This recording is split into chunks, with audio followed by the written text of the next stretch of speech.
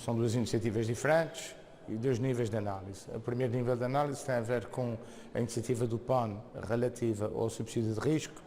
e nós temos que avaliar muito bem ainda o que é que são bombeiros profissionais, que não existem na região autónoma dos Açores, não há propriamente uma corporação de bombeiros profissionais, existem associações humanitárias de bombeiros voluntários, que têm alguns assalariados, nomeadamente no que diz respeito a tripulantes de ambulância. Ora,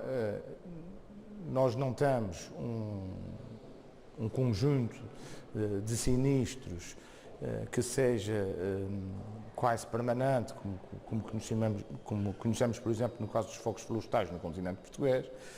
Não temos nada que seja recorrente, a não ser precisamente esses transportes que são feitos por ambulâncias das associações humanitárias. E daí que nos custe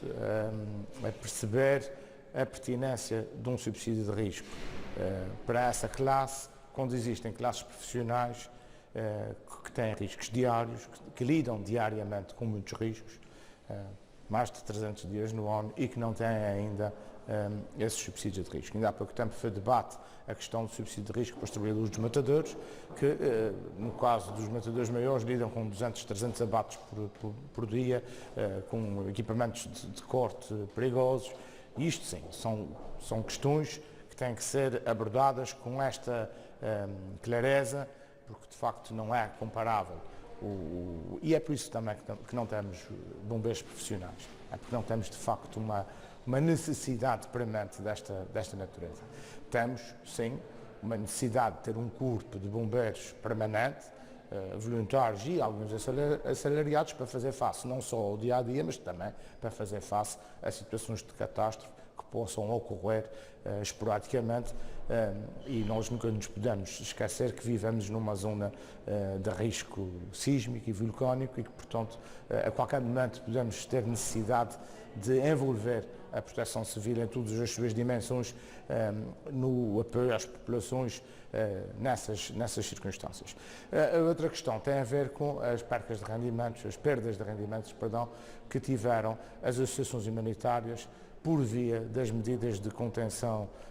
da proliferação do SARS-CoV-2, vulgarmente conhecido por pandemia, e que aí sim parece-me que algumas dessas associações estão a padecer de algumas fontes de financiamento, nomeadamente de algumas atividades sociais que desenvolviam e que se financiavam dessa forma, e aí penso que, como já disse hoje e já tenho dito no plenário várias vezes,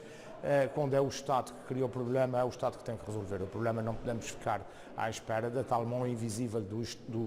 dos mercados que resolve os problemas que o Estado criou. E aí parece-me que é uma medida mais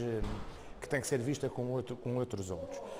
mas tem que ser bem avaliada. A Iniciativa Liberal está a fazer essa avaliação, mas posso ir adiantando que somos sensíveis a esse apoio a essas associações.